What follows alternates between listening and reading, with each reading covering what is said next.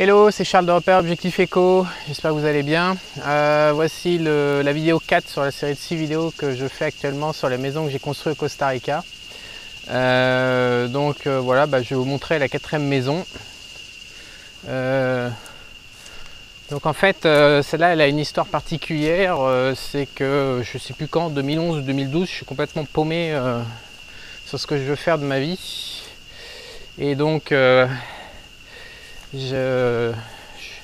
on commence par nettoyer le terrain de 5 hectares, ce qui va prendre quelque chose comme 3 semaines pour voir un peu plus clair sur ce que j'ai comme terrain. Et puis pour voir ce que je vais faire en fait. Et une fois que j'ai nettoyé le terrain en fait, je me dis que je vais me faire une petite maison. Alors pas à nouveau une maison de mes rêves, mais une maison pour attendre. Sur une partie du terrain, et puis que je vais vendre la première en fait. Voilà, c'est à peu près ça que j'ai dû me dire, je crois, à l'époque. Donc cette maison là, je l'ai fait un peu plus grand que la première, et puis elle fait je crois que cette partie là elle doit faire quelque chose comme 100 mètres carrés. Voilà, on a changé un peu, en fait on a mis du eucalyptus, on a teint un peu en rouge, on voit pas bien parce que là il y a l'ombre. Et puis surtout ça fait 2 ans et demi qu'elle est comme ça dans cet état, donc il y a pas mal de poussière. On a fait du teck, en fait on a utilisé du teck du jardin pour les meubles de cuisine. Voilà, donc surtout j'ai commencé à utiliser des baies vitrées pour avoir une vue plongeante sur le jardin à la place de fenêtres en fait. J'ai augmenté la surface vitrée partout, même dans les chambres. On a commencé à faire des portes en teck en fait. C'est sûr, il n'est plus très reluisant comme au départ. En fait, j'ai mis 2 bungalows de 30 mètres carrés, ce qui fait donc 60, et l'autre partie doit faire 120, un truc comme ça. Donc la baraque doit faire 180. Et en fait, pour les chambres, les bungalows indépendants, pour les chambres, ils ont une immense baie vitrée comme ça, c'est sur pilotis. Et puis en fait, ça donne, il y a une rivière en bas, là qu'on voit pas très bien parce qu'on a arrêté d'entretenir le jardin. Mais en fait, quand on descend, ça donne sur la jungle, et puis tout en bas, il y a la rivière qui continue de serpenter à travers le terrain en fait. Voilà, donc je m'étais mis une petite piscine et en pierre de rivière, donc toujours le même principe. Et surtout ce que j'ai fait, c'est j'ai mis plein de beaux bois à l'intérieur, des bois tropicaux plutôt luxueux en fait, trucs chers pour faire les meubles de salle de bain. Là j'ai pas les clés avec moi. Voilà, petit abri de garage, bon le truc classique quoi. Projet à je sais plus 100 ou 100 000 $, un truc comme ça. Et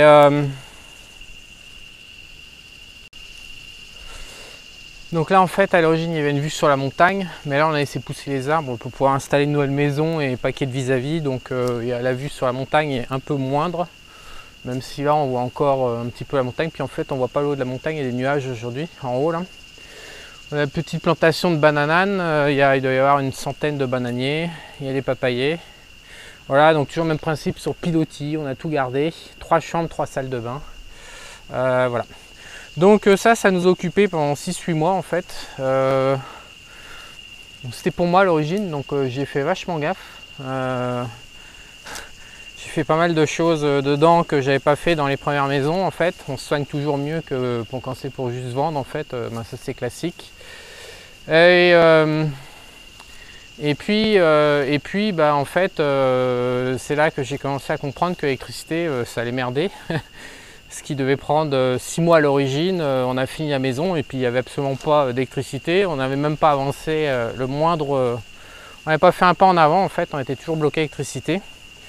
Donc cette maison j'ai pas pu l'habiter en fait, et entre le moment où j'ai commencé ce projet et puis le moment où il s'est fini, il s'est passé quelque chose, c'est que j'ai pris une décision sur ma vie, c'est que ma vie perso aurait lieu à Bangkok ou en Thaïlande et non pas au Costa Rica.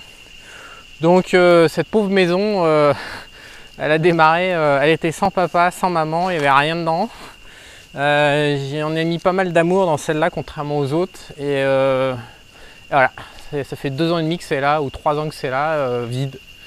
Bon bah ça va se remplir, puisque maintenant qu'on est en train de construire l'électricité, on va pouvoir la mettre en vente et quelqu'un va la récupérer. Il fera une bonne affaire à mon avis. Voilà, le terrain fait 6000 m². J'ai pas grand chose à dire de plus sur cette maison,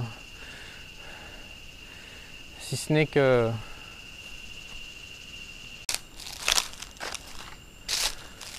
à la fin de ce projet, en fait, ce que j'ai commencé à me dire dans ma petite tête de salopio, c'est que voilà, j'étais capable de faire une maison de 180 m², avec des prestations somme toute normales ou supérieures, compte tenu des merdes de matériaux qu'ils emploient ici pour construire des maisons et pigeonner les touristes qui rêvent de tropiques en fait. Donc là on a du bon bois, c'est agréable, et en fait j'ai commencé à me dire que je savais construire des maisons pour un budget de 100 000 $ environ, plus le terrain. Donc le terrain je l'ai découpé, mais la parcelle de 5-6 000 m², ça doit me revenir, je sais pas, en achetant du terrain en gros et en le découpant, ça doit me revenir à quelques dizaines de milliers de dollars. Donc je me retrouve avec en fait un budget de aller vraiment à tout casser avec les frais, l'eau, l'électricité, les papiers pour que ça soit en règle, la découpe du terrain, les papiers d'architecte, l'enregistrement, etc. Vendable en fait en l'état dans une société, comme quoi quelqu'un arrive, fait un chèque et récupère la société avec tout dedans. À tout casser, ça doit me revenir à 140 000 $. Et ici, des baraques de 180 m², mais les mecs, ils les vendent pas, hein, mais ils les mettent à 300-350 000 $. Et donc dans ma petite tête a commencé à germer l'idée saugrenue que tout simplement je pourrais peut-être recommencer l'opération et éventuellement multiplier l'opération, parce que finalement je savais faire, et puis ça pouvait tout simplement être rentable quand on y réfléchit. Donc à cette époque j'ai commencé à me dire que j'allais devenir constructeur de maisons au Costa Rica, même si j'avais pris la décision de vivre en Thaïlande. Et c'est ce qui va m'amener sur le projet suivant en fait. Construire une autre maison avec un autre genre pour un autre type de client. J'avais pas compris encore le chemin de croix qui m'attendait pour pouvoir mettre en vente. En fait, moi je pensais à cette époque que j'allais pouvoir mettre en vente, à recommencer, tester, m'améliorer en fait. Ça s'est pas passé comme ça, hein. Voilà, donc je vais raconter la maison suivante dans une autre vidéo. À bientôt.